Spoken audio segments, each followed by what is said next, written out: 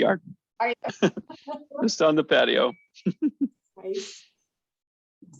Trains. It's the perfect time of year to be outside. Like, this is beautiful out.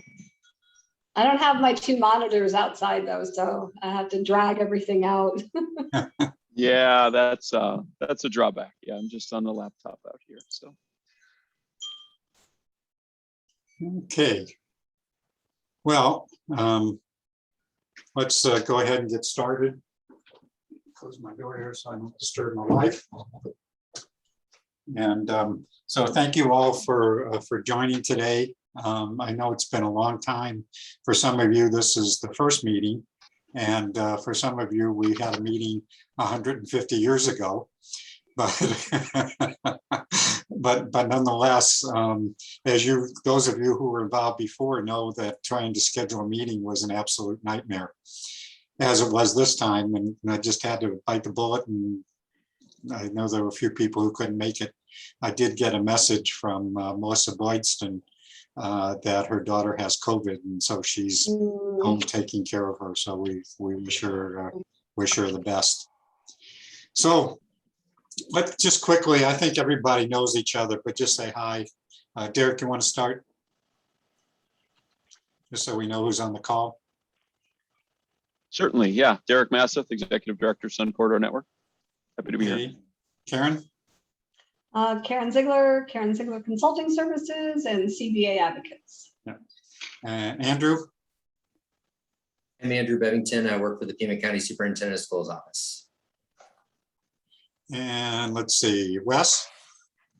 Wes Brownfield, Executive Director, Arizona Rural Schools Association, and board member of Final Mile Project.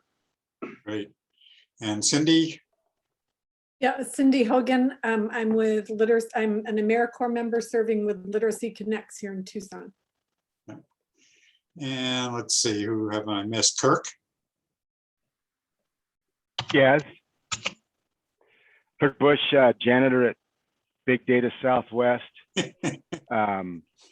Mark's valet at Arizona Telecom, Information Telecom Council, and a STEM cheerleader. Busy guy. All those important titles. I'll tell you what, in my organization, Kirk, you would not want to refer to yourself as a cheerleader.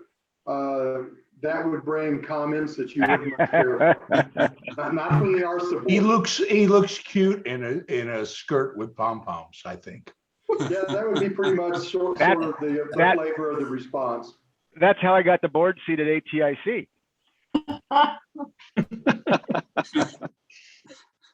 Okay, let's move on. Robert? It's Robert Alvarado, Vice President of IT and Strategy here at Chicanos Pro Causa. Okay, and got Mark and Wes and Cindy and Derek, and I see that Sophia has joined us. Hi, Sophia Mayberry, Project Manager on the Executive Team at the Department of Education. Hi, Sophia. I wasn't sure you were going to make it today, so I'm glad you're here. Me too. So, so here's the plan. First of all, I'm going to get this out of the way.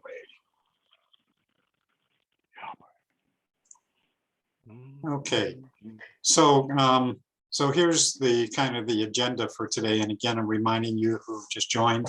Oh, I see Mauricio is here now.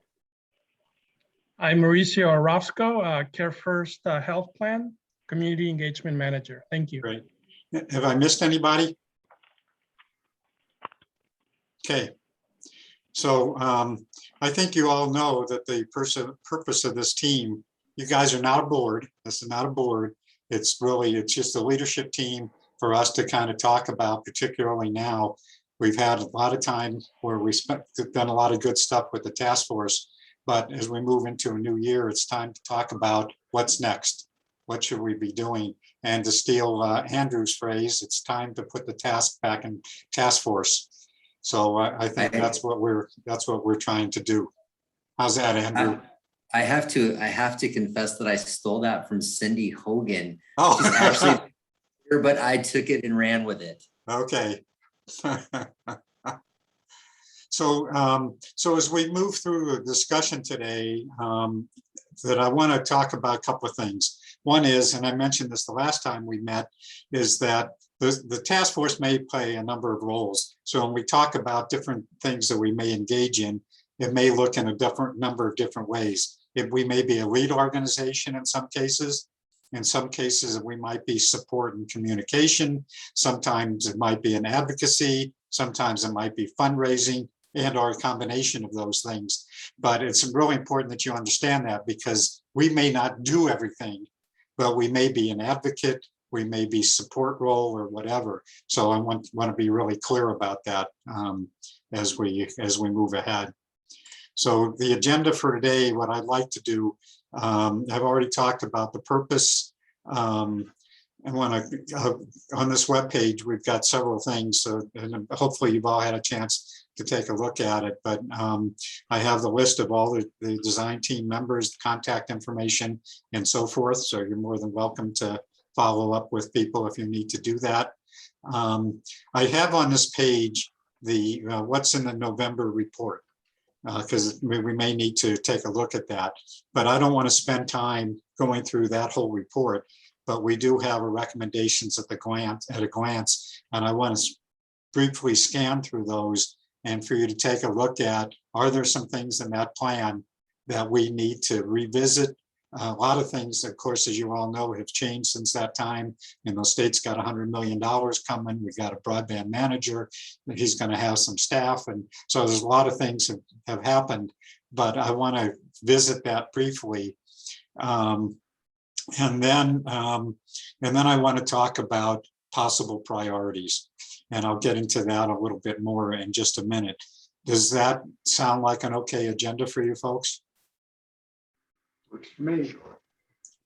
Okay. So let me go into just quickly the recommendation. No, don't want that one.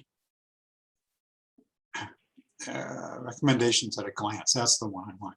So the report that we did in November addressed the following areas: technology and infrastructure, state and community digital access planning, funding and resources, support strategies, state broadband and digital inclusion leadership, technical support and professional development, public access to digital resources, educational digital content and resource sharing, and safe operations of schools and libraries. Do I need to go into a little more detail on each of those, or are you ready to move on? Well, there's probably a layer of detail below that, that we, you know, I don't know that I want to do right now, but the recommendations at a glance, Steve, go back to that a second. Okay. I mean, there's some specifics stated under there that I bear some discussion. Okay. I don't have them at hand, but I know there's elements there that are specific recommendations that we as AZBSN at this time in you know, in our evolution and all of what's happening might be appropriate. You know, Okay. should we be facilitating device distribution? For example, there's $475 million in the yet to be passed Build Back Better that community groups can apply for grants there. You know, so that's just one example. I'm not even suggesting that one, but I think there are some specifics back in that body. Well, do you think, Mark, we need to spend a little time on that now? Not as a team. I think Okay. one or two people should go probably review that with that in mind and bring Okay. back a list. I think it's too painful to try to do it from scratch for a dozen people. Okay. Well, Everybody Mark, okay with on that? another note, yeah. Go I'm ahead, okay, Kirk. but Mark, on another note, what's Biden saying now about signing the bill? Well, the infrastructure bill was signed Monday. Okay, The good, House good, is, good, good, good. The House is close to passing, apparently, their version of the Build Back Better, the Right. 1.9, 1.7 trillion or more social bill, but that then has to go to the Senate, and we know that that will engender lots of change and probably a conference committee to yet resolve. So I believe infrastructure was signed Monday. Mhm. Okay, that was, Yeah. I've been a Okay. little, Well, if you're ready to move on, I'm going to jump right down into the possible priorities. And again, just a reminder that, excuse me, that we could play any number of those roles: lead organization, collaborate, support and communication and advocacy. And I also want to, as we go through our discussion today, that I want to think about several things. One is that we want to think about action, task-oriented kinds of things, not just information sharing like we've been doing a lot in recent times.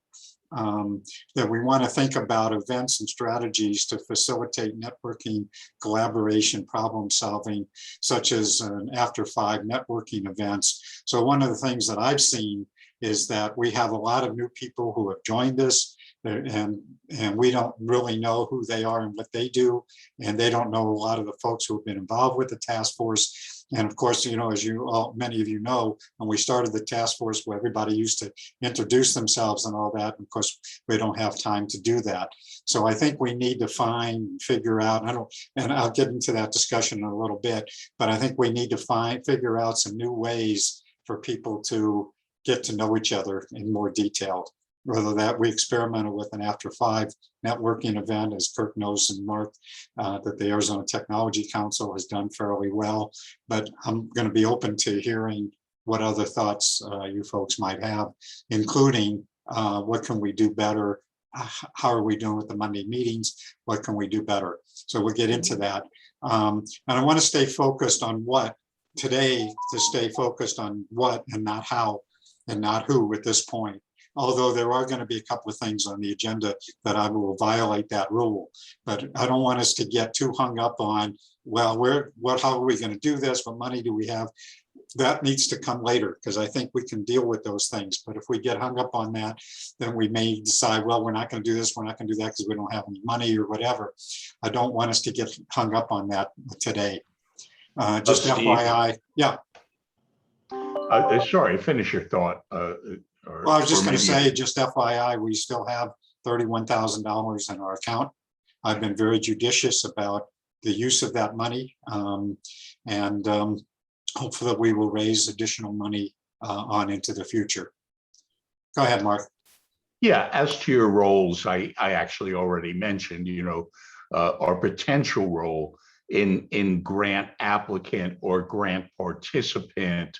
I'm assuming that collaborate with other organizations would include some things like the EDA grant that we've partnered on, but would you very briefly indicate, assuming that EDA grant moved forward from the slim proposal to the full proposal, what would be AZBSN's role and financial benefit from the EDA proposal, for example?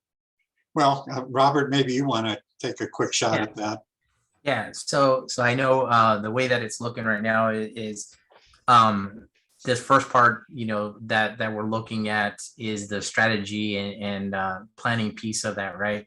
So we definitely would need to have a representative for the AZBSN group that's kind of helping manage that piece. And we talked about that is the consortium and those group members that are kind of going to do that managing piece, and then work with the rest of the group to start identifying who was going to kind of lead and manage the different parts of that.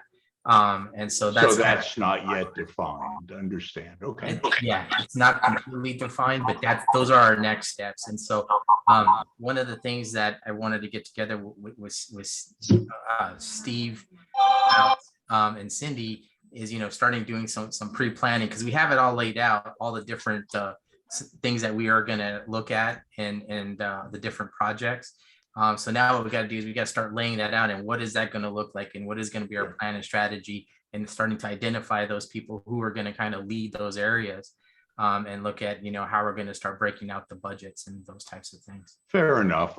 Steve, I just want to make sure that's either an additional item under that top group of roles or understood to be under bullet number Sure. 2. Well, yeah, I can, add that, clarify it if you feel necessary to do that. That's Well, not a problem. there is an opportunity for us to be a grant applicant and a grant Sure. process manager. That Sure. was the whole reason that ATI Institute, who owned the 501c3 you now occupy, right, Right. with Gazelle, existed, was to Yep. be able to execute projects. So Sure. So moving on, anything else, Mark? no, I would suggest adding a specific line item though. Okay. Grant applicant and manager, or, somehow an active participant in that grant, which means you get paid for those roles and you own those roles.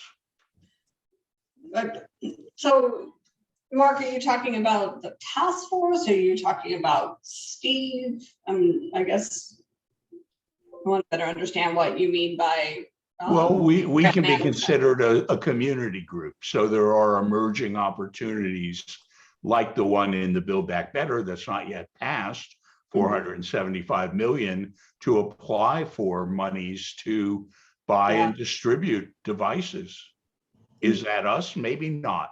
That's just an example though. Yeah, I think we probably need to kind of talk through that because of the membership of the task force. It just may not be appropriate for. Right.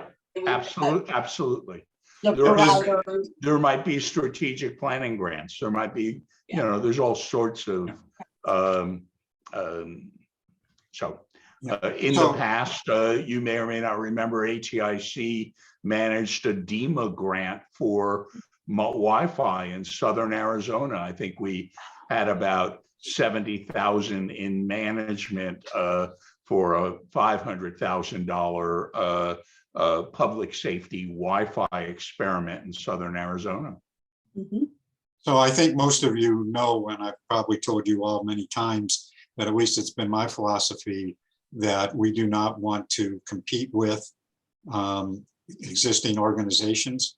If there's somebody who can do something and we want to help them do it better or help them to get money or whatever, that at least would be my first priority. With secondly, for the task force to take on something if there's a hole that needs to be filled. Right. So, Steve, pardon me, then that raises something else, which is under support and communication. You will remember that ATIC had a significant contract with Asset to produce regional workshops. Right. And so is that under support and communication or ability to be paid as AZBSN or not paid, but to produce more public outreach? Yeah. Yeah, I don't know all the answers to that, Mark, and I think that's something we're going to work through as we go along. I'm comfortable with that. Sorry, I just wanted to raise a few of those possibilities. Well, we're kind of making our way here, and that's part of the reason for having this group here is that as things come up, and you'll hear about some things a little later on that I think relate to some of that.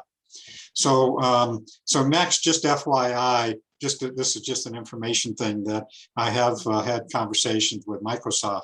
And of course, we do have a couple other folks who have been participating with us. And I've told them I would love to have Microsoft money, but I also told them that Microsoft, as we all know, has lots of resources. And what I told them is, among other things, that they could be our navigator to help navigate through Microsoft and find out where resources are that we can take advantage of. I mean, they do have digital literacy workshops and all kinds of stuff in that organization, and we need to be able to find those things. So when I was talking to them, they said, well, we got this, we got that. And it's like, yeah, that's the point, is that we know there's stuff out there. We just need for you to help us find it. So anyway. And to that, actually, there is another example from our past, this group's past, that we should be thinking about with Microsoft. When ATI Institute was in operation back in the day, 8-10 years ago, we became the client to Microsoft providing $100,000 in valued research through an external research firm they had engaged to model the impact of broadband on Arizona K through 12 education and outcomes and workforce development. That was a Microsoft project, Steve. I don't know if you remember that. I didn't remember that. They paid for that research. I have a sweet little report on it from ATI Institute. Again, the predecessor of the shell that Gazelle now occupies. So the state wanted that research done, but could not make arrangements with Microsoft in any legitimate or practical way. And ATI Institute was that intermediary. Oris and I generated a lot of the Arizona data. And then Microsoft and their contractor ran the model, came and presented to the Digital Arizona Council, the Governor's Council, and all of that. So we played a role in brokering a research donation from Microsoft. So anyway, and there's lots of other organizations out there too, when we know there's other companies and all kinds of stuff, but I just wanted to just mention that. And then moving on, that as we think about our planning, that we need to understand now that Jeff is going to be hiring an assistant director, and I'll tell you specifically about that in a little while, and administrative support and so forth. So then it begs the question is, what is Jeff going to do? What's that office going to do versus what are we going to do? So we just need to keep that in mind as we go through some of our discussions. And some of that we won't resolve today. You know, Jeff's still figuring it out. I talked with him earlier today. So anyway, I just wanted to just bring it to your attention. And then there's the ASU Lighting Up the Future collaboration. And actually there's another entity, and I'll discuss that a little bit later, that we just need to be sure we understand who are all the different players out there and how do we relate to them, coordinate with them, et cetera. And related to that, Sophia, is how we best coordinate with the ADE Technology Task Force. So anyway, I just want to bring those to your attention because we do have these different things going on in the state. And again, we want to make sure that we're all, you know, in sync here.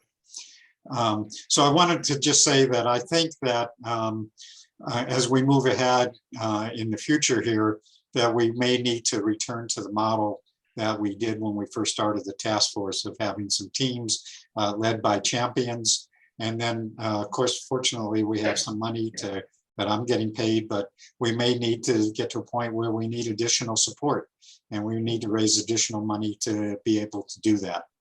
So, and of course, we also know that the Arizona Recovery Center also brings some resources to the table, and maybe others, as well as, of course, volunteers. So I just want to be able to kind of paint a picture of what I'm thinking about how we're going to be moving ahead here. Are you all pretty much okay with that, or any issues or concerns you have about that? I think the committee structure was effective our first year, the 4 standing committees, and then we had several ad hoc committees that did or did not succeed, but I think some sort of committee and subgroup structure, absolutely. Okay. Any other thoughts or comments? Okay, so if not, moving on, there's some things here that I think are kind of low-hanging fruit, but there are a couple of key and really important issues that we need to discuss today. So first thing is the Monday morning meetings. Any thoughts people have? Is it good, bad? Should we change the format? What are your thoughts? I'll weigh in. Okay. Not shy. I was thinking maybe moving to every other week for updates unless something urgently presents itself. I feel as someone that comes every week, I'm feeling a little bogged down by the detail of that, kind of hearing the same things, and wonder if that time might be better used to for something else. Not sure what, but. Cindy, this is Mala. I agree with you 100%. I think, it's hard for us too, to try to find something new every week to present, to make it a varied presentation. And quite often, I find that I'm repeating myself as well.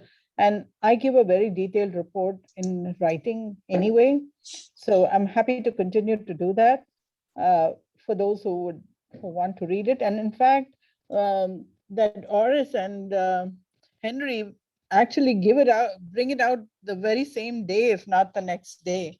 So it's they're pretty on top of it. And I think I agree with you that we could present, and if we want to give an update, we should let Steve know the day before so that he allocates time for us.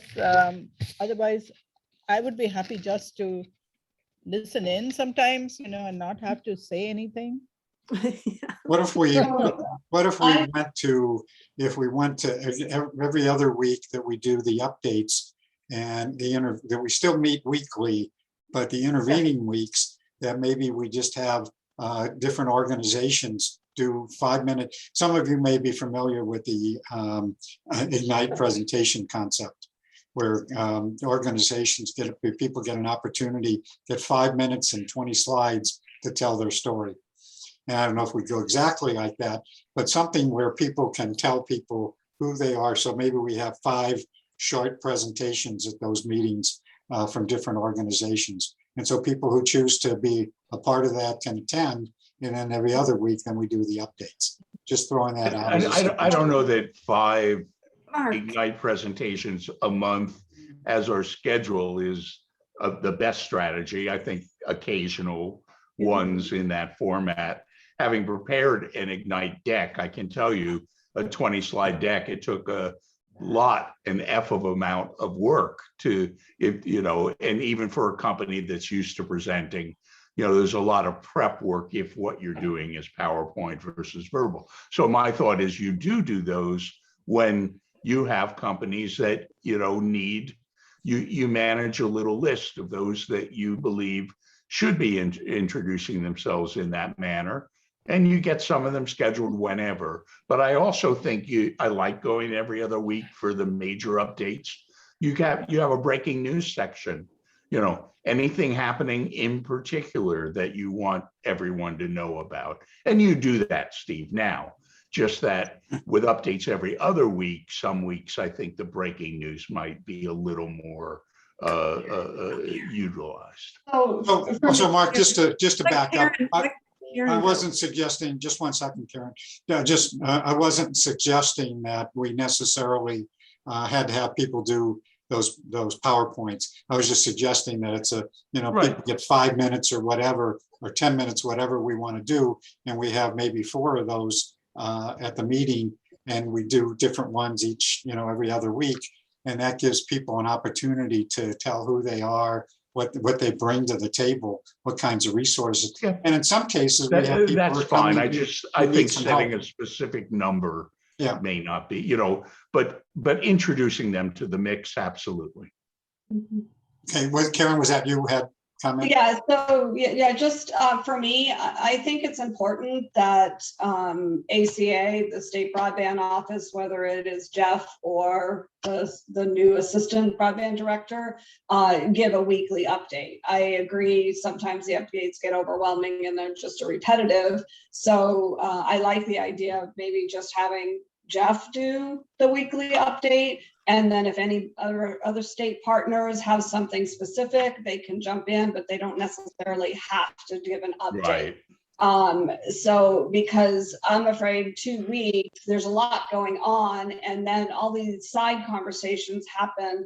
I like the fact that Jeff is using this group to relay everything that's happening, in his world on a regular basis. And it also keeps them engaged. I'm sorry, go ahead, finish up, Karen. So I was just saying it keeps Jeff or this new Assistant Broadband Director engaged in this group. So I like that, and as far as like the the 5-minute presentations. You know, I'm kind of torn with that. I like the idea, but then also sometimes it's just a lot of noise, one after another. So I think we need to be a little more structured on the presentations, and maybe we use, you know, 1 week for a presentation, and then the second week doing like what we said, put the tasks back in task force and actually as a group start tackling, you know, some of the items. So there isn't like a, you know, it's just presentations over and over. Well, and that's a good point, Karen, is that if we go to that model with groups and stuff, that makes sense, that's a good time to do that. I like, Mark, what you suggested about breaking news. So we might go with, you know, Jeff, any other breaking news that people need to know about. And so we do that every meeting. And then the other meetings that we either do, like you were suggesting, Karen, project updates, which I've been trying to do some already, and of course running out of time here. And so, you know, sometimes it might be project updates, it might be different organizations sharing. So a combination of those things. So we need to maybe think about that. But it sounds like we're looking at doing some changes to the Monday morning meetings. Yes. I like what Karen just talked about and discussed. I think that's pretty effective, because I think definitely there's definitely needs to be a meeting where you talk about initiatives and then how to move forward on those initiatives. And if you have work groups that are working together on those, and then with the presentations, that'll bring groups together so that they can partner, because collaboration is big for a lot of these grants. They're looking for people to collaborate. And so I think it just gives that good opportunity to have more of that collaboration, and then moving the needle forward on a lot of these initiatives that you guys are looking at doing. So, I mean, the breaking news could include someone's call for collaborators on a specific project or opportunity. And you Yeah, know, I think. I'm sorry, go ahead, Karen. I was just going to say, I'd like to see this group be more of a resource to Jeff than Jeff a resource to us. And I know he does have lots of conversations with all of us individually, but as all of this money starts coming into the state and all of these different types of projects and different opportunities, this should be his kind of go-to as a group to get feedback. So, you know, that's kind of what I'd like to see there. So, so the other thing is that, and which I've been kind of thinking about, and I sort of mentioned it about a networking event, but perhaps we need to have separate meetings on things. So again, we've got all these different funding sources out there. So the Monday morning meeting, we can just share, like you know, we've been talking where Jeff and others can talk about funding sources, but there's a lot more detail with some of those things. And so maybe we just have separate meetings, you know, on Tuesday afternoon, and not scheduled every week. I'm not suggesting that, but you know, 1 week we decide that, hey, we have and there is a big issue, as a matter of fact, coming up, which I'll talk about. But you know, if there's something that we need to really share or give people more in depth, that we schedule special meetings. So it doesn't have to be, you know, a Monday morning meeting. Either that, or maybe we have a selective newsletter. I mean, I basically publish posts about all the federal opportunities and their breaking news in the chat every week. I prepare them in the week coming to the meeting. Those and things like it could be in a little e-newsletter that came out every week or two, but didn't go to 400 people, but only the 30 or 50 people that express specific interest. Well, and I've tried to do that, and it started to do that, and we actually do sort of have that. It's a little outdated, needs to be updated, but I have been trying to do that so that we have short newsletter with a link to a page where there's more detail. I know, but if we were going to focus on funding, to have a breaking funding newsletter that didn't have all the chaff around it and just went to the 30 or 50 people would be a value add in my mind. I would appreciate it. Okay. I would like to ask, what is, I think I know some of the answers, but I'd like to hear from the group. What is the value of our group? or it could be more than one, and it could be several values. Mm-hmm. Inform, connect, collaborate. And well, those may be goals, not values, but the values would, in my mind, come from those. Yeah, I agree. I think for me, the value to me is that I know there's a consistent place every Monday that I can come and get updated on what's going on. And that's, like I said, I appreciate Jeff coming every Monday and giving us an update on what's happening, you know, at the state level. And then being able to, you know, reach out to my colleagues on whatever projects I'm working on and to collaborate. So, you know, it's the information that is presented at these meetings, whether it's through vendors or just in the, you know, back and forth discussion is really valuable to me.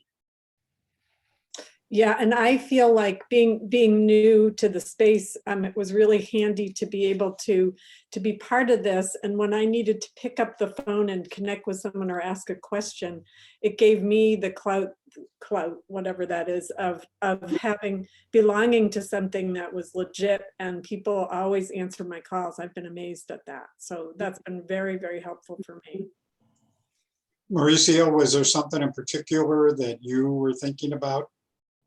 Well, I think everyone brings so many unique talents and opportunities. And I'm assuming part of this conversation has to do with sustainability of the network as well. And I think we shouldn't really feel like we're competing against each other. I think we should be looking, like Robert has mentioned, opportunity to partner, not necessarily take the lead, but, you know, bring the value that our group brings to a grant application. I think it's enormous. And we don't necessarily need to take the lead for it, but if we can find a way to partner with all this money that's coming in from different pots and sources, there's got to be able to, we got to be able to find a place where our network brings value, and then at the same time bring some funding for the sustainability of this group. Because I think if you're looking for donations and sponsorships, that only lasts so long. And I think we need to think about sustainability as well. Good points. Thank I you. think what it does for me is building relationships. You know, I could pick up the phone and talk to Derek Massett, which I wouldn't have done before if this group got together. And I'm sure if he saw that I had made a call to him, he would return it if he was not there. You know, it's just that kind of relationship building and making sure that, you know, we can continue a conversation that started on AZBSN and, you know, take it to fruition. So, you know, and we talk about sustainability, and we were talking about, you know, grant opportunities, but early on, Steve, we had a discussion about being a resource to ACA and probably seeing if we could get a carve out of some money, you know, to support the organization with the just say stupid money that is coming to the state. There is millions of dollars of administrative money going to ACA, and it may be a good time for us to decide what value we have that we could give to ACA that they'd be willing to pay for, you know. Well, and I think, and you all raised some good points, which is for me, one of the reasons why I wanted to reconvene this group and to begin to map out a plan. Because as you were saying, Mauricio, that if we're going to ask people for money, we need to tell them what we're doing. And besides just the Monday meetings, and again, we know that all these, I mean, I hear it all the time about all the different connections that people have made and the resources that they've tapped into and all of those things. And that's great. And I'm really glad that we're doing that kind of stuff. But it's now time, and again, I'm going to talk about some other projects here in just a minute, but I think it's time for us to move that process along. So anyway, that's kind of.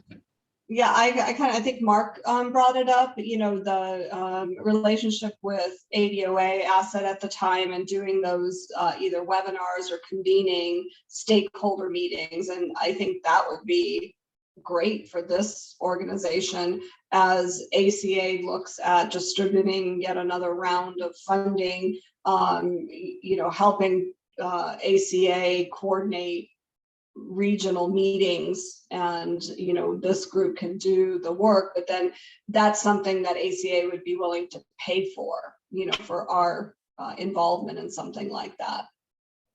Great. Yeah, and I also feel like we have so many subject matter experts in different fields within the broadband spectrum. You got people from the business world, you got telecom, you got education, you got health, you got workforce development. We have community-based organizations that are focused on children. I know Cindy was working at some point working with seniors. So we have different subject matter experts through this different, and even the libraries and the schools. So, I see a lot of opportunities there. We just have to do a better job of maybe, like you were saying, Steve, describing what we do and bringing that subject matter expert to the table that has a lot of value. How do we do that? Yeah, that's, well, and I said that, I think at the beginning of this discussion, that as you indicated, Mauricio, that we do have such talent. And we're not, the whole universe of people out there, but we certainly have a great talent pool here. And I don't think we're taking as good advantage of that as we could. And that's part of the reason why, again, I wanted to kind of move this process along. I've got a little input that it's a little bit of a brainstorming and some input. And Derek's name came up yesterday at a data center event because my old CommScope buddy Josh Nesbitt was there, who's now a team official. And there's so many crossovers, right, with the whole smart city agendas and education agendas and all of it being facilitated by broadband, that I told him what we were doing, and he wants, I got to get him an invite to Monday's meeting. I think a lot of what we do, and sometimes it might be an accident, but we facilitate people getting in the broadband lane to help accomplish the goal, and that's get broadband everywhere, right? So when we help facilitate more and more people on this train or this bandwagon, we're going to facilitate more commerce, and we're going to facilitate more broadband everywhere on the planet. So how we do that's another question, but like bringing more and more of those folks into the fold that support the organization, and then also in fact help facilitate getting broadband all over the state. And there again, this is kind of a brainstorm, it's not just a comment, and how we might help accomplish that, but very much an economic development force, right? Helping people get up to speed and help, get the state wired as soon as humanly possible. And I think a lot of, it's a bummer Wes dropped off because he would chime in here probably on this subject. But we got so many counties, we got so many projects, we got so many school districts, and so many, potential opportunities for networks, whether it be what our buddies at Phoenix College are doing, or PIMA's doing, or a school system's doing, or UMA's doing. I think the more we could help be a forum to facilitate and onboard and on-ramp, more and more players on this train would be a good thing. And I'm going to kind of default to Derek on this now after that, that spew. But I think because when Jeff talks sometimes, and then Mylan talks, and all of a sudden it stimulates a dialogue on more and more ways to help facilitate the process. So that's one reason I would say I don't want to knock Jeff off the podium once a week. I want to put him on first, right? And then all of us, help facilitate the biggest goal. If we as a group need to start out, with a vision statement and a mission statement to help keep us focused, and then drill down from there, with programs and projects and tasks, that's cool. But I think at the end of the day, what we really are is a form of an economic development consortium to help get the state wired. And that's my Motorola Machinist Neanderthal kind of throwing it out there. So maybe Derek could put prettier words around it and some thoughts. Thanks, Kirk. Um, I think I like where you're going because I mean, I do. Maybe I work so closely with Jeff that I don't hear a lot of new from him on Mondays. But if our goal is, if one of our values is connect, I think there's double meaning in that word, right? Because I think we're trying to connect people that are working in this space to one another while we collectively work to connect Arizona, right? So I think I like where you're going, because more sharing about, I would welcome more sharing about what people are actively doing to advance broadband, and maybe less kind of vendor pomp. And that's kind of overly stated on purpose, but I don't necessarily need to understand, and I'm maybe there are people on the task force that do, but I don't necessarily want to know kind of what your company is capable of, but what are you doing and what do you aspire to do in our state? And how can we help you? How can you help us? Kind of conversations would be the kind of conversations I'd be interested in more than just, it feels like a lot of broadcast right now. And so I think I'm agreeing with you, Kirk. Well, I don't know if there were prettier words, but they were much different prettier words. I should have stayed in school longer, but back to your point, one of the things in the last meeting, Steve's rushing Jeff and Mylan and some of these guys off the stage so we can sneak in a presentation from a vendor. And I don't know if the vendor, and please, this is hopefully a confidential executive group. I forgot who the vendor was already. And I don't know if they were, Steve's trying to get a sponsorship check out of him to get him to present, who knows? But, right. To Derek's point, I think the collaboration, the facilitation has to be number one, right? For both goals. If the goals are to, connect a group, but, we don't really need another, I don't need any more friends. I probably don't have any now. But your dog Bear is a good friend to you. We're all busy, and we've got a lot of stuff to do at our time, and we want to, and most of these people are here to give back anyway. Yeah. So we want to add that value and really accomplish that goal on a daily basis. Otherwise, we don't want to become a group that then looks for purpose just to stay a group. I got Little League for that, and some other things, and grandkids. So back to helping, get the state wired. There's nothing wrong with vendor presentations and sponsorships, but they should be kind of where they belong in a structured meeting, right? To where then the Dereks of the world that don't really need to hear another satellite pitch, can get back to work. So I'm all for all of that. And I don't know if anything I'm saying makes sense, but I think you might get a feel for, kind of where I'm just. If I can make a couple of comments. So sure. One of the things that I've tried to do with the presentations is that we have a number of new providers who have come into this state that most people, Derek, you know them because they all talk to you. But many of the folks have no clue that these new folks are here in the state and what they're doing. And so that was the reason why I've had vendor presentations, is because otherwise people wouldn't know. And we know that there's some people who have connected with a lot of those providers as a result of attending those meetings. So I just wanted to emphasize that. But secondly, and I'll come back, and Derek, I know you want to say something. Give me just a minute.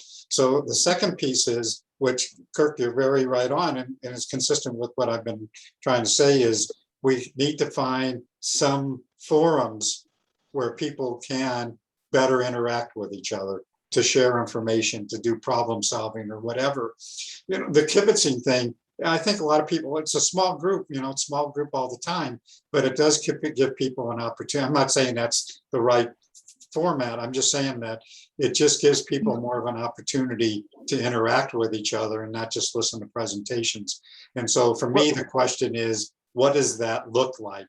And maybe a Monday meeting, it may be that we have special meetings on Tuesday. I don't know what that looks like.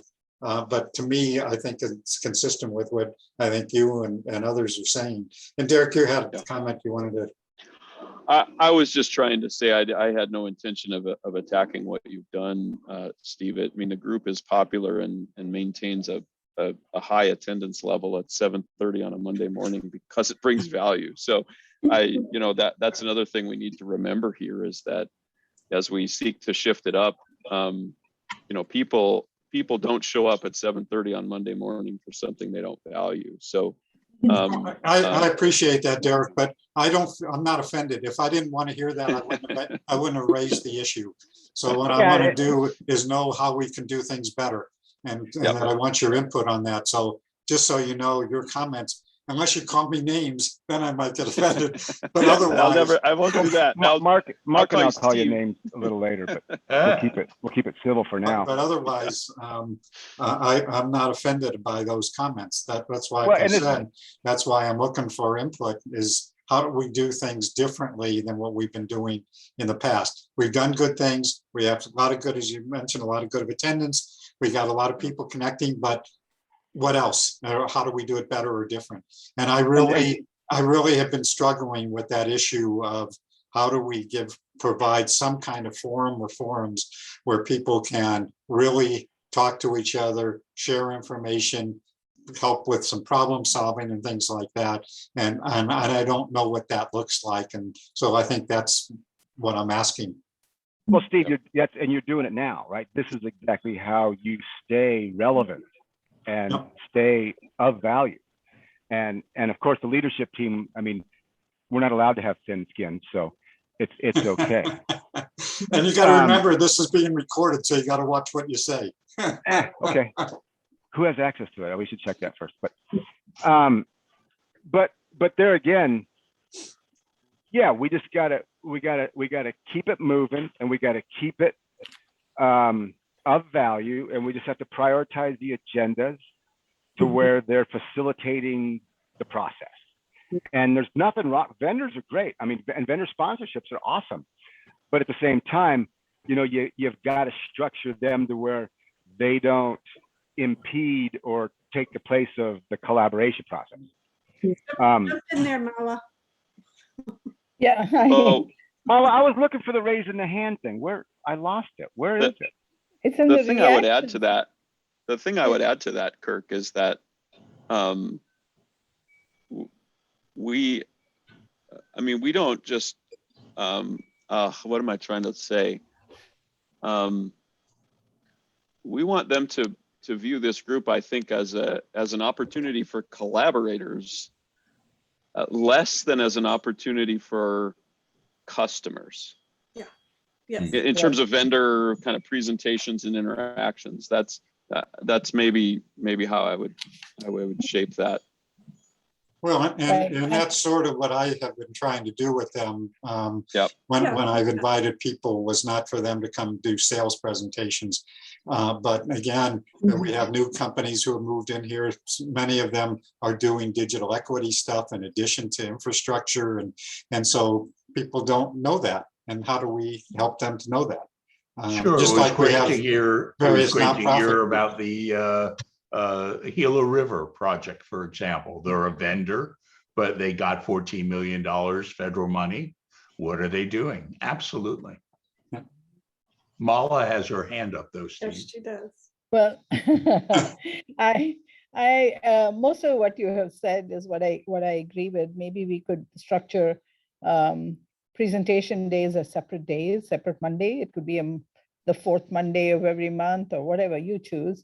Or like you said, have it on another day of the week, if someone can spare the time, then you'll know if they're really interested.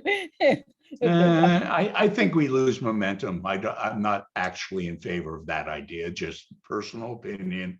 I think if we did our big updates one week and maybe had time for a presentation, but the alternate weeks, maybe we scheduled them.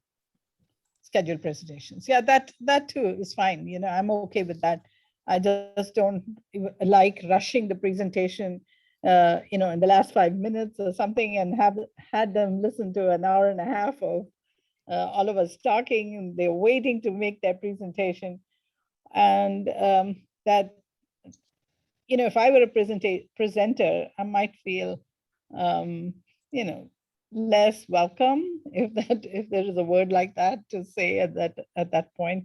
But that's what it is. That's what Mala is so nice, and in supply chain management at Intel, we just say tough stuff. You know, you're sitting there, kind of like getting bumped on the old Carson show. You know, maybe you got invited back next week, but you just got bumped at the end.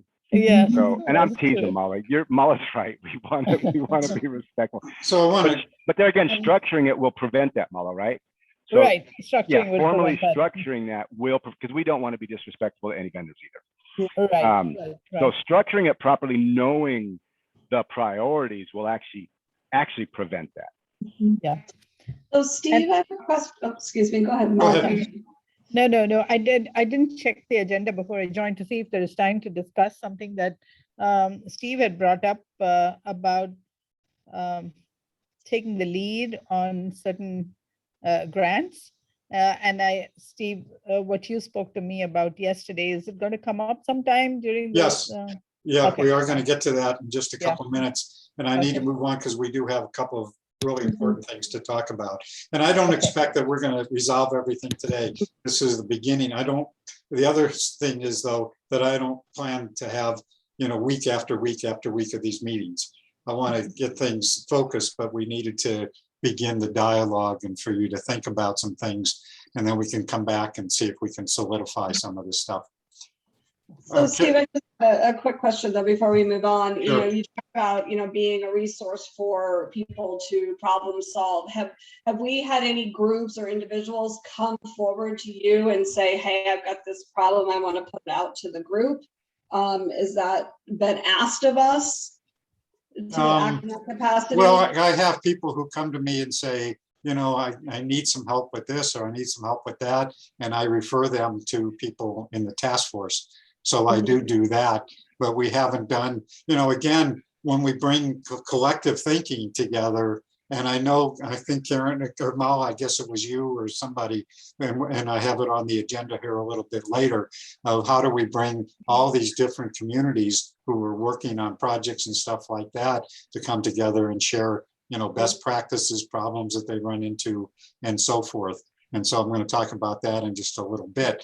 But again, I think that helps to build that community of people to encourage that. And again, I don't know how all this, I mean, there's a lot of stuff here. And so I don't, you know, people only have so much time. On the other hand, people are going to commit the time if they find that they got value. And we just want to make sure that we're giving value. Yeah, and I knew you refer people all over the place, and I think that problem solving is happening. It's just not happening on the calls, which is fine because we're accomplishing that goal of helping people problem solve. It just doesn't have to happen on the Monday morning meeting. No, I agree with that, Karen. I'm not suggesting with Monday morning meeting that we should get into that problem solving. I'm saying that we need to figure out how do we encourage that. So if somebody comes and says, I'm working on this thing and I need some help, and we have 10 people on that call who can say, hey, I can help you. We can help. Here's what we've done. Here's how we've solved that problem or whatever. So it's not just one-to-one necessarily, but it's actually some quote group think. I don't know how to do that yet. You know, I'm just wrestling with that. Kind of been what's been running through my mind is how do we encourage those kinds of things? I mean, maybe it's that we do, you know, some kind of an online forum and somebody says, I'm working on this. I need some help. Who can help me? Can I schedule a meeting with you to do that? I don't know. We need to talk more about those kinds of things to kind of figure that out. But anyway, that's kind of what's been running through my mind anyway. So I want to move on because, you know, again, we're going to not finalize all this today. We're just kind of doing some thinking and brainstorming at this point. But I do want to move on to a couple of things. One is that we have been talking about creating a digital inclusion network or team. And Cindy, maybe you want to just talk about, we have looked at three things. And two of them, like maybe Cindy wants to talk some more about, is a digital inclusion online directory, and basically similar to what we were just talking about, networking, collaboration, information sharing. So Cindy, you want to just talk briefly about that? Sure. I've been working with Nicole Umayam at the State Library on that digital inclusion online directory, which is a place where people can kind of showcase what they're doing, what sort of work they're doing and in digital inclusion. And we'll take in, they'll sign up for it. We'll take in their information. We'll post the, if they're actually doers in the work, we'll put them in this directory that'll be searchable by people, organizations, people that don't know about what's being done across the state. So you've heard me say that before, but and then hopefully by gathering those names and organizations, we can start collaborating in that way with people actually doing the work. And we've talked about, in the same breath as digital inclusion directory, we've also talked about it being a network, so that practitioners can actually have some place to work together on solving, both identifying problems, solving them, sharing what the barriers are, how people are meeting the needs of the people they're working with. What's hard is that we really want it to be doers. We really want it to be practitioners that are gathering together versus people that are trying to learn and understand what digital inclusion is, maybe, coming in to maybe they're seeing this in their organizations or getting a hold of it in their minds for the first time. So I feel like there are two different things going on there, because a lot of people in our groups may not necessarily be doing the actual work of digital inclusion, although their organizations need it, so they're coming to learn about it. And that those feel like two different entities. So we're trying as our team to try and figure out how do we accommodate both of those things. And if one thing I'm thinking is if this group moves toward takes a new tack toward digital inclusion, maybe that takes up the second piece I was talking about, where people that are just wanting to engage and understand what digital inclusion is and how they can bring that to their effort, whatever organization they have.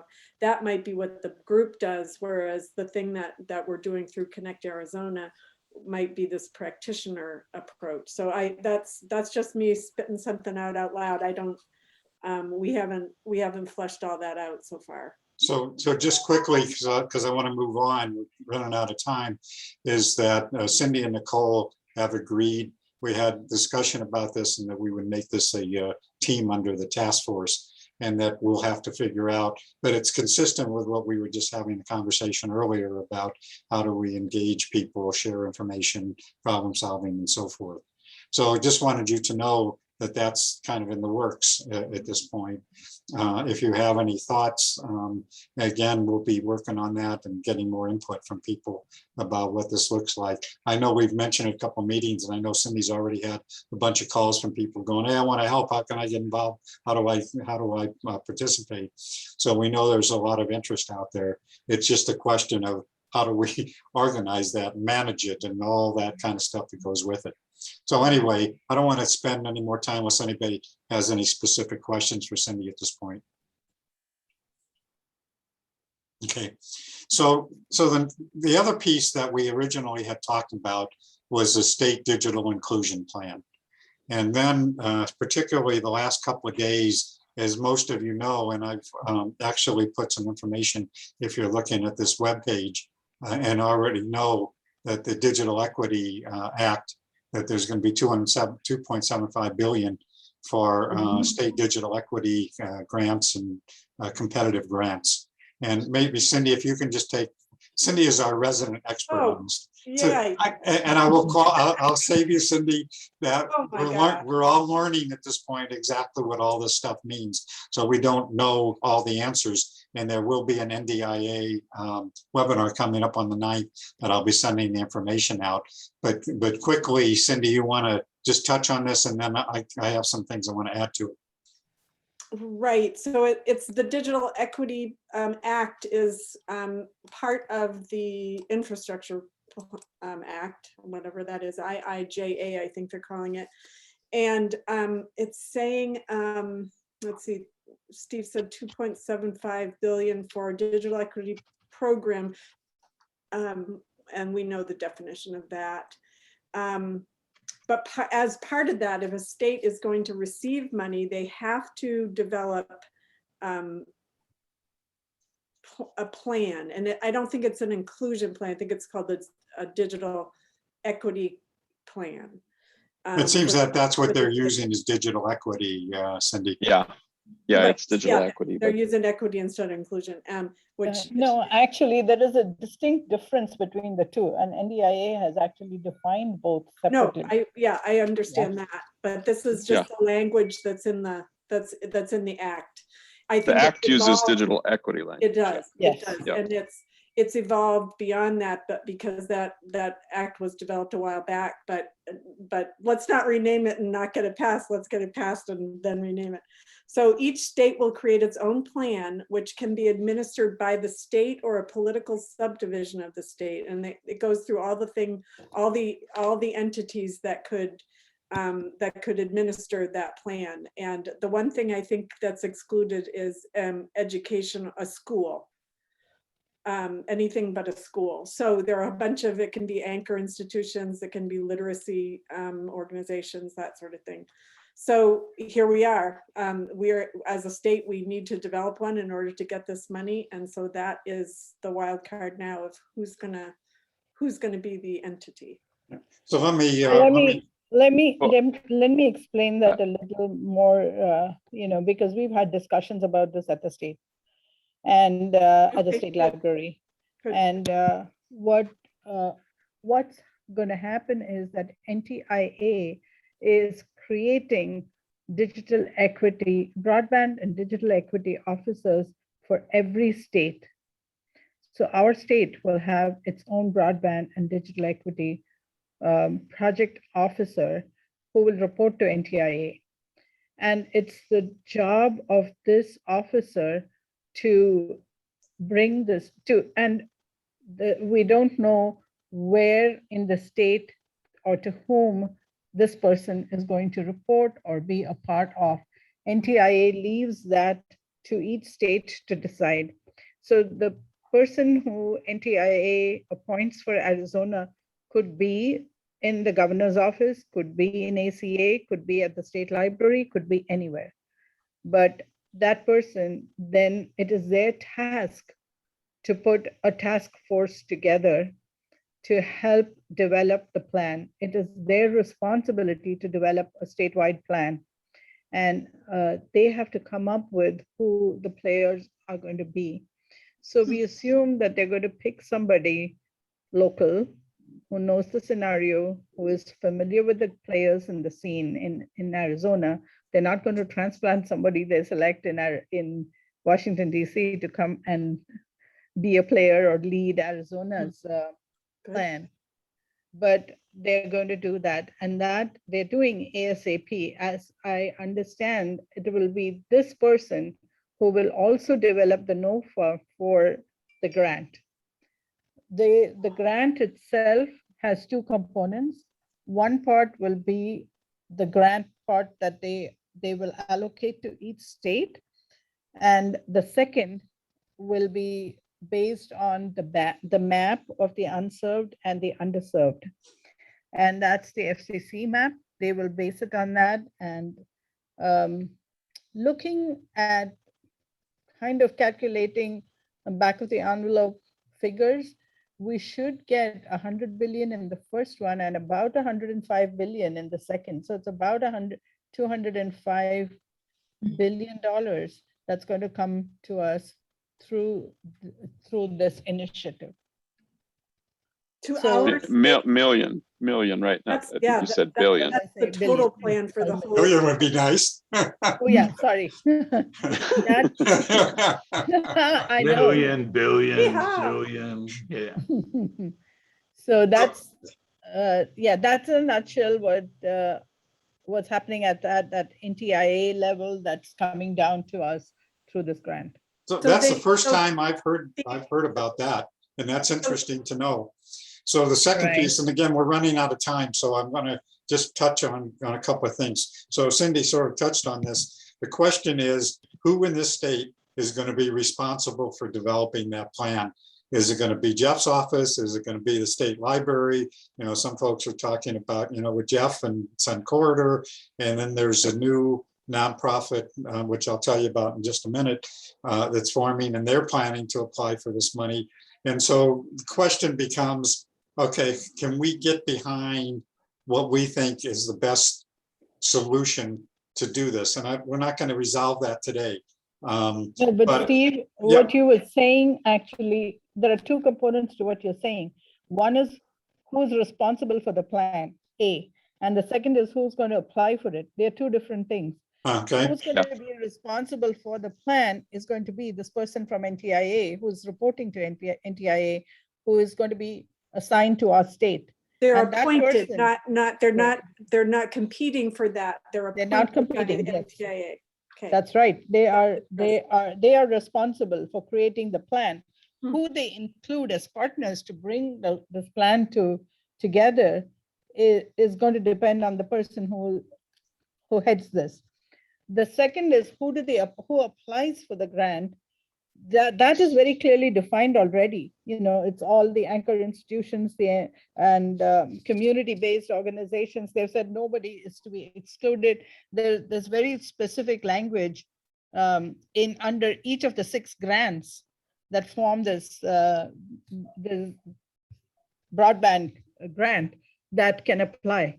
So under each of them, they have specifically said who can apply, what entities can apply. So, and it is in my, I think the first notes for November.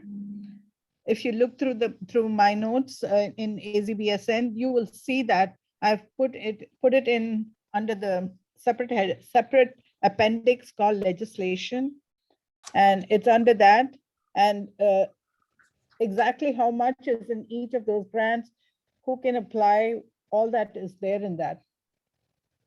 I've shared that with the group already in writing. It's in the appendix of the minutes of that first meeting in November.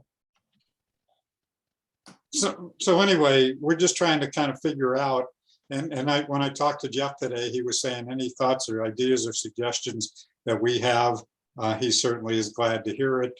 You know, he's talking about, well, he's going to have a new assistant here, and you know, is that person going to do this? So I don't think any of those decisions, but that was, Mala, that was the first time that I heard anything about having an NTIA person actually here. That was that's a whole new thing for me.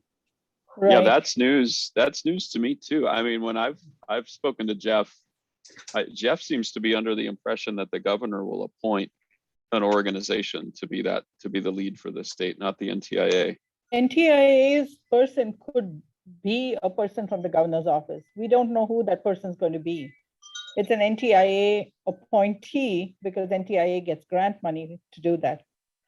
So it could be a person from the governor's office. Yep. I No, think understood. a lot of it is under NTIA. If you Google NTIA and BEAD, all caps, you should be able to find quite a lot of what I just spoken to you about.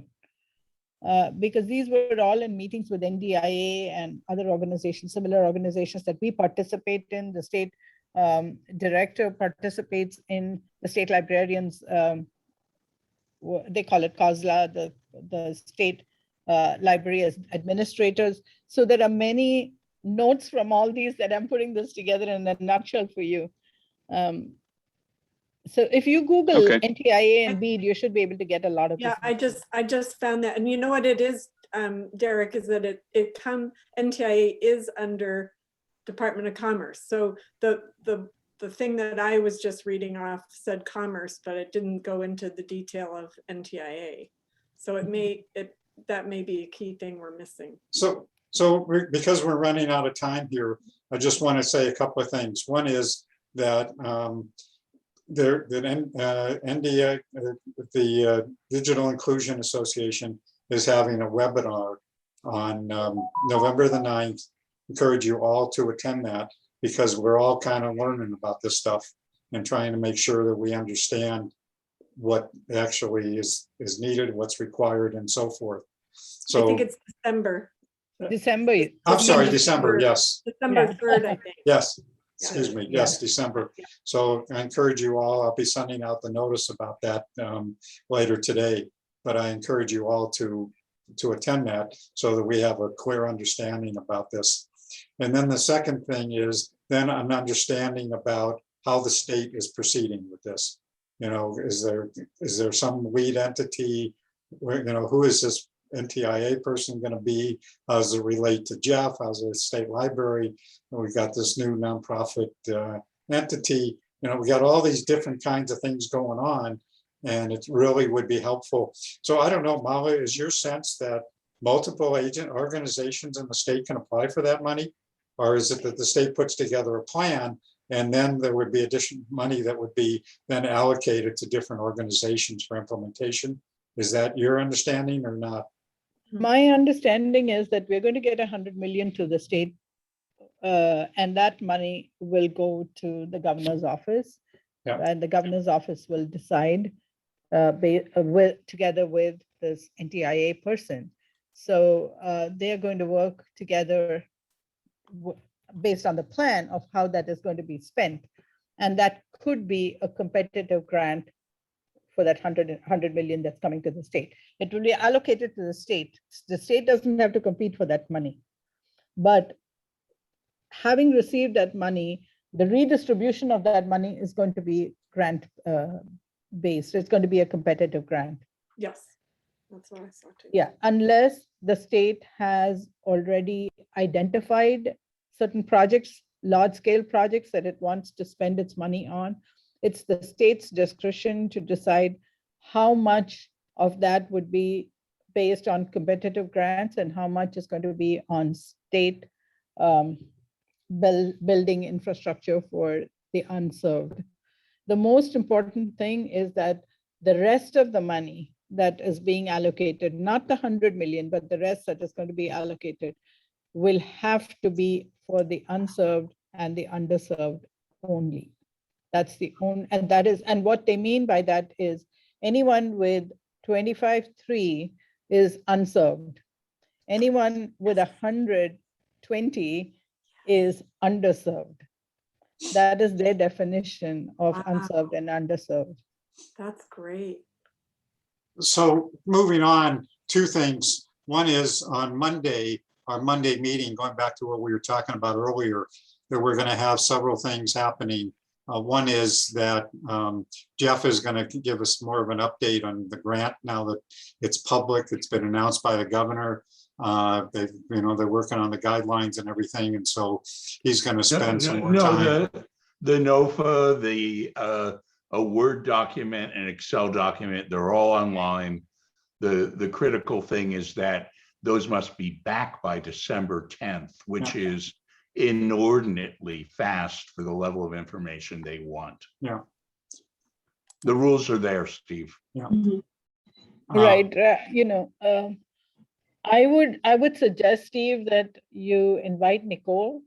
I know that she may come, but Already done, Mala. So Cindy Okay. and Nicole are going to be talking more about these grants and so yeah, and you forth. asked Nicole to specifically talk about the digital inclusion plan. Yeah. Because she would be a very good resource. She attends more of those meetings than I do, so she definitely would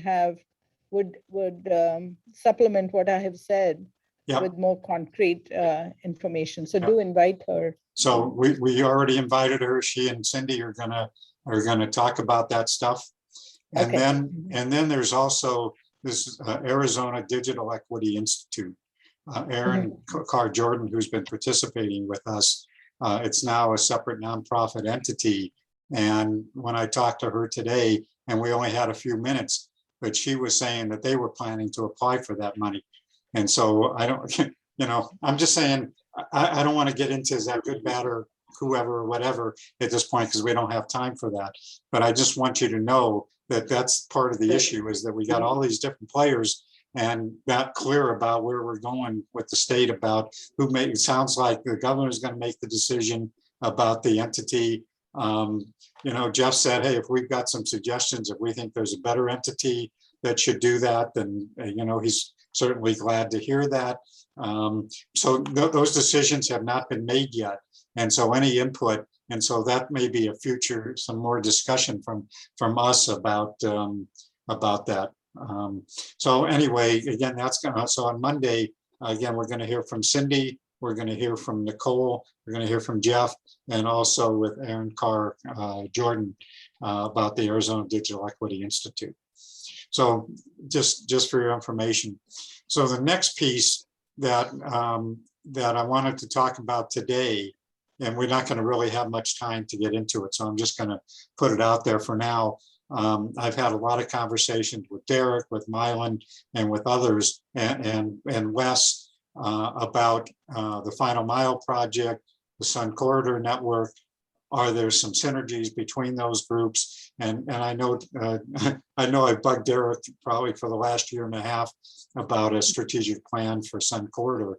But since there's lots of things happening that revolve around them, that we need to get that done. And Derek, I don't know if you want to say, I guess I do want to say that Derek's been doing a phenomenal job since he's been full-time with Sun Corridor. Just absolutely and awesome. Steve, keep in mind the KPMG big report is due, and that may have a lot to say. I would be surprised if it doesn't, about Sun Corridor's recommended strategy. Yes, and that's a good point, Mark, and that certainly is coming up also. And then the question is, then there's Final Mile, and they're doing some great stuff. And the question for me is, do we need to have two separate things happen, or is there a way to marry those? And what are the barriers? And again, we don't have time today to get into more detail about that. But now, in my opinion, is a pretty critical time because of all the things that happen. All the money's coming down, digital equity, and all this kind of stuff that's happening. That, to me, that's a really important discussion to have. So anyway, and I know, I believe Derek, you and Mylan already had some additional discussion about that. And so anyway. Yeah, we did. And we're going to have a deeper dive with the Final Mile folks. I believe it's next week or the week after Thanksgiving. Great. Yeah. So, looking for opportunities to work together. Yeah. And then DOE is in that mix somewhere. ADE. ADE, right? I'm sorry. Yeah. Yeah. I mean, Mylan, he's the orchestrator. Yep. So yeah, he's there. Yep. Absolutely. So anyway, that's, a continuing discussion, but again, at least in my opinion, that it's pretty more important and more critical today with all the stuff happening about understanding the pieces and how we can best collaborate together. So anyway, that's all I've got for today. Got more, but I guess I just wanted to say one more quick thing. I'm sorry. And so, Cindy, I think I may have mentioned this to you, and I mentioned this, I think, at the meeting on Monday, but we talk about digital inclusion, and one of the pieces that I think is really missing, and Mal, I know you've raised this in a different context, is cybersecurity. And so I'm really thinking that as we talk about digital inclusion, that we need to add that additional piece of cybersecurity. That reminds me, Steve, have you heard back from Homeland Security, from Tim Romer? No, I have not. I'm going to shoot him an email right now. Okay, thank you. So anyway, that's all I have today. So what are your thoughts? Are we heading in the right direction? What do you think? I think Mauricio's right. In his chat, he has mentioned we have to have commerce in the mix. Yeah. We don't. Well, Jeff doesn't want to participate in this, so I'm just telling you. So chambers of commerce. Yeah. And participate in what, Steve? The leadership or cybersecurity? In leadership. Leadership. Okay. Leadership team. which is Right. why he's not Yeah. here. Yeah. Not because I didn't invite him. But Yeah, he feels but- he needs to keep an arm's length, so that's fine. But And when he's the on, he's Department on of the, he's Commerce- on the board of ATIC also. Correct. So, yeah, so from an oversight perspective, Yeah. he's there, but yeah. So anyway, that's kind of where I am at this point. I have And a quick question. This might be for Mark because he's probably the biggest policy wonk in the space. I'm not sure, but I've been down this road back in the solar days when we established an energy department and a workforce development grant thing for that Roz actually administered during Commerce, and occasionally, and that might be the case now, but occasionally the governor's office directly sometimes has some overlap with Commerce depending on certain things, and Derek's smirking, and there might be some issues there, especially with this, the broadband. I mean, the infrastructure, another big pile of money, right, so to speak, and another big pile of press releases and podium time. I'm just curious if there's any of those eggshells we're going to be thinking about walking on. Do we have to worry about that? Mark, any thoughts there? Is Tobin's group Yeah, the from an governor's administration office. perspective? Yeah, the governor's office is going to want plenty of input on how the 100 million from the U.S. Treasury block grant and the hundreds of millions from the infrastructure package are structured at Commerce. They're going to want to take credit for it. Ben Blink is gone. I don't really know who holds that infrastructure portfolio now, or if anyone does. But yeah, they'll have their hand in. Karen? Yeah, I was just going to say, Matt Gress has kind of stepped in, and Matt's very familiar with a lot of the broadband work that's been done. He was staff to Tobin. And now, say that name again, please. Matt Gress, he's the OHB director. But he was working with Tobin when Tobin was over at the Corporation Commission, and they set up the E-rate, matching fund, and all of that. So Matt's pretty, involved with the broadband discussions. But one thing too, I just thought about that when we were talking about the governor's office and ACA. We're going into the last year of this administration, and 2023 could look very, very different for ACA.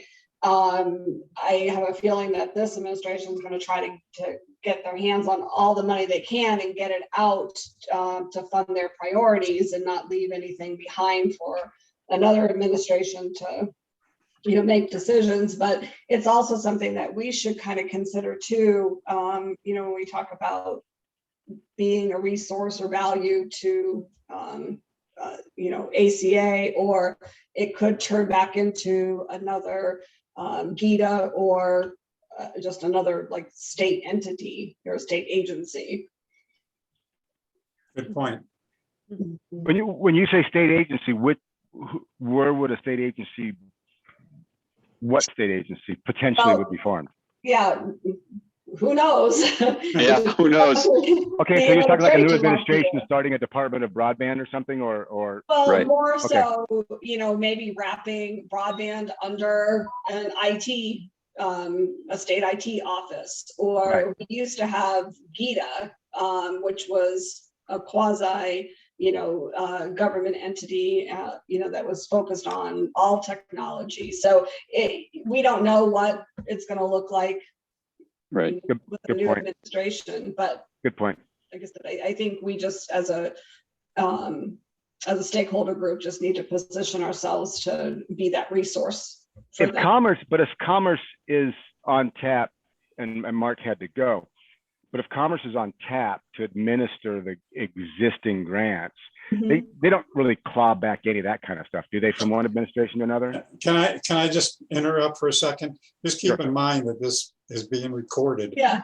So you don't want to say. No, Yeah, anything but at the same time, because I it's am the gonna leadership share group. this- We're not I'm Are there going to any share task this meeting force with the among task us? force.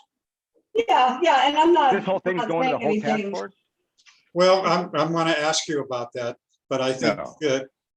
that, that we should be transparent, but No, we should publish, but at the same time, I don't think brainstorming sessions with a leadership group is typically going to show up in any public forum, to be honest with you. Yeah, I agree with that, but Yeah. yeah, and I'm not saying anything that is, controversial. I'm just kind of stating, some facts about what to look for in the future. Right, And right. ACA is a quasi government agency. But it's a true public-private partnership. It's an actual standalone entity that's got a charter from the state, and the governor is the chairman. Right.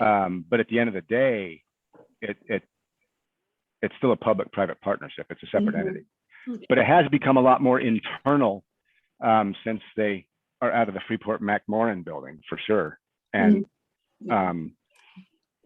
anyway, I just, like I said, I just want to throw that out there, that with all of the money and the interest and all of the policy discussions, that we just need to look, further than, this current administration on, where we position ourselves and the value that we bring. And Karen, I just wanted agree. to mention to you also that, you were talking about us being a resource to Jeff, and we do that. I talk to Jeff pretty regularly. I know Mark does. He and I have talked together. But how do we do that more collectively, I think, is important. And of course, that's where, to some extent, that the Monday morning meetings and Jeff being there is a mechanism to do that. But again, I've asked him now on Monday to talk some more about the grants, and people may have some additional, probably not so great thoughts about the deadline.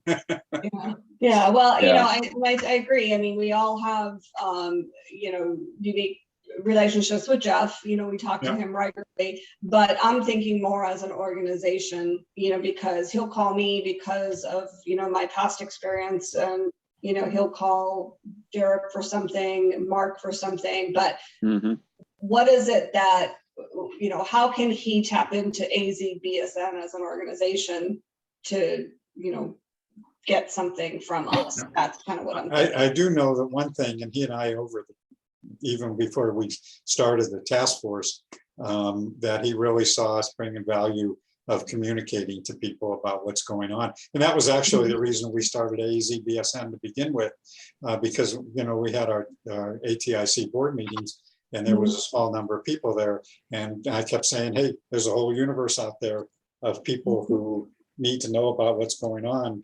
And so that was sort of the genesis for creating AZBSN. And then of course, COVID hit and so forth. And so, so it certainly is a way, and I've talked with him before about, can we do some webinars? And we've done some webinars with him in the past, but can we do some webinars more about funding kinds of things and whatever else we need to talk to him about? But I think he sees us as a resource. So anyway, but we can maybe figure out how to structure that better.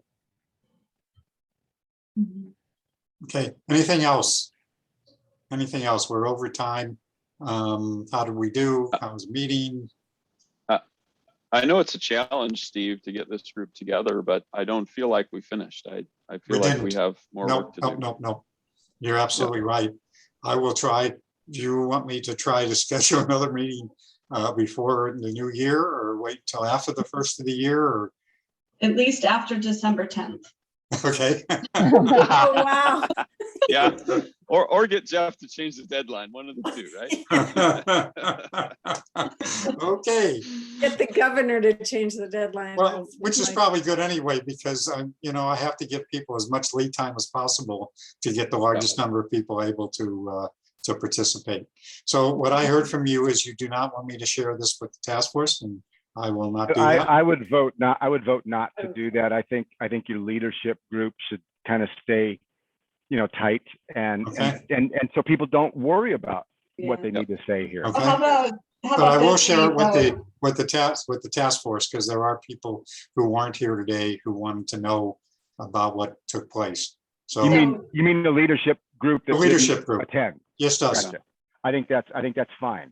I think, Steve, what you could do is summarize this meeting and just the high points of the discussion around the agenda, and don't release the recording, but just summarize, and then that provides that transparency, for the rest of the stakeholders. I had actually Karen and I had planned to devote a good deal of time at the Monday meeting for a summary, so to speak, of what we discussed here and get input. However, then this whole issue about these grants and who's going to do the state plan and all that stuff started bubbling up. And I felt that was really important, as well as further discussion about Sun Corridor and middle and final mile and stuff, that I thought those were at least were two really important kinds of things that in my mind have kind of emerged as important for us to address, and wanted to get that discussion started today. Another thing too that might be possible, if you want to draft the report out from this meeting and circulate it real quick before you publish to the entire task force, in case somebody else has some more input on it from the leadership perspective, that might not be a bad idea either. Yeah, I will try to do that, Kirk. I'm very bad at taking minutes, but I will try to capture, and that's why, as you can see. But there again, it doesn't have to be full-blown minutes. Yeah. Go ahead and let's do bullets, right? Let's just kind of summarize, what we've done and why we've done it, and where we want to take it, without being Oris on the report. Yeah, I will try to do that, and that's one of the reasons why I wanted to do the transcript. And Kirk, so did you say you've used transcript before? You can save the transcript, can't you? Honestly, I don't know. I don't think I've ever used that feature here, to be honest with you. Somebody told me that Derek, I think you said. Yeah, it was me. It was me. So do you there know? should be a way to save it, Steve. I don't know off the top of my head how to walk you through the buttons, but. Actually, on a non-related question, when we do the Monday meetings, and then we download the video, and then I upload it to YouTube. But if you share that on YouTube to begin with, does it then save it automatically to YouTube afterwards? Anybody know? No, if you upload it to YouTube, yeah, you're good. But what I'm saying is that I think that automatically that if you share it on YouTube to begin with, so we still have our meetings like we do, but then it also gets shared on YouTube, which you can do with Zoom. My question is, if you do that, does it then automatically save that YouTube presentation so that I don't have to go through the process of uploading and all that kind of stuff? Yeah. Oh, yeah. There's a direct link between the YouTube and the Zoom cloud. Yeah. I don't know if it actually makes a YouTube. But we don't save it to the cloud. I save the meeting to my computer, because we have extra expenses if we save it to the cloud. And so I'd say keep doing what you're doing. It's fine. Yeah. Well, it's just I'm trying to save an extra step. If I don't have to, okay. It's not that big a deal. Steve, I got it down pat right now, but if you can, if there's is there a share to YouTube button? Yes. Yes. I mean, I would assume. I mean, it has to. Right. It has to upload it in order for that to work. So I would think that's a fast. So it shares it live. So you can do a webinar, so to speak, instead of using Zoom's webinar function, that you can share it to YouTube and it goes out live. I don't know if it's fair to assume that it's going to live stream it. It does. It does live stream it. Oh, you can live stream it to Facebook, to YouTube, and if you have your own service. My question is, if you do that, will it also automatically save it to YouTube to your account, and then you don't have to save it and upload it to YouTube separately? Live streams do not automatically save. Now you can set them that way. You can set them up that way, but they don't automatically save. Well, that's what I needed. I think the share to YouTube button when you're done with the meeting, if you've got that feature in your package, just like you said, use that and save a step. Yeah. Steve, if you go into the live transcript, there's a save transcript button right at the bottom. Okay. I mean, I could save it right now. Not gonna, but. Okay. Good. Well, I will definitely do that. And I would imagine that the meetings will be pretty grant centric between now and December 10th, I would imagine, the next 3 weeks. Yeah. Yeah. Well, keep in mind too that Jeff is not going to say anything about the grants now that it's been released. Even the couple things that I pinged him on, he was like, please put it in writing, send it to ACA, because once that's open, he cannot comment on that. Right. So.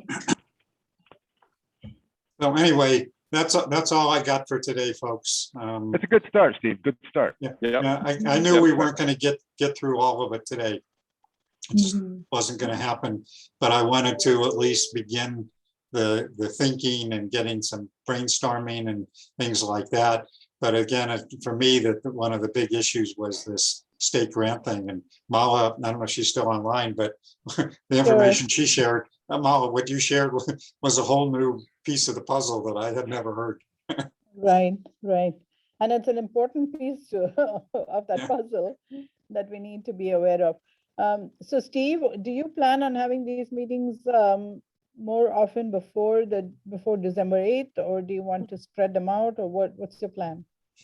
That's a good question. Well, it sounds like that we probably don't want to do this while people are writing ACA grants. So Right. I will try to schedule a meeting for after that. I will try to get a doodle poll out in the next day or so, so we can get a meeting scheduled, which is fine anyway, because it's not that far off. And I'd like to give people at least 2 to 3 Tell me about weeks it. lead time. So all I can do is just beg you folks to reply to the doodle poll. Right, right. Yep. Okay. Okay, sounds good. All right. That's it. That's all I got. Okay. Thanks all. Thanks, Steve. Hey, Steve, can you send me your last correspondence to Tim, and then I can pick from that and reach out? I'll copy you on it. Sure. And Yeah, I didn't send it directly to him. I sent it to his assistant.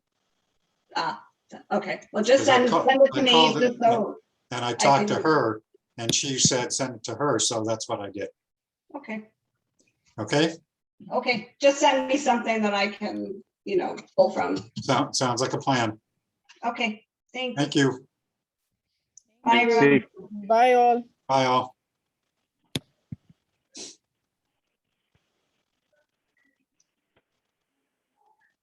good job, Steve. Thanks, Kirk. Good job. I'm starting to play with virtual backgrounds for fun. Solar go-karts. Okay, come on. Oh, did you save the transcripts? Did it actually? Not yet. I'm trying to here. I don't know why it's, there we go. Stop share. That's the Yeah, first. and I would not. Yeah, and then again, with the leadership crowd, a handful of bullets. You don't need to do the full-blown minutes and try to capture everything everybody said, and everything everybody said. And just kind of summarize in your mind, which is a good way to do it too. Just here's what we think, and if you want to put it out to the group real quick before you publish to the entire task force, that's fine. If you want to put it out to your leadership group. Yeah. Okay, so something's going on here with I'm trying to figure out how to stop the transcript and save it. And my computer has gone kawonky. Hey, did you ever get in touch with Roz? No, I haven't had a chance to. So what is going on with my computer here? Well, maybe it's because of the transcript. Shit. I'm gonna run. I'm jumping Okay, see you, Kirk. on a 4 o'clock. Oh, it's 4:16. I'm late. See you, buddy. See ya. Bye. There we go.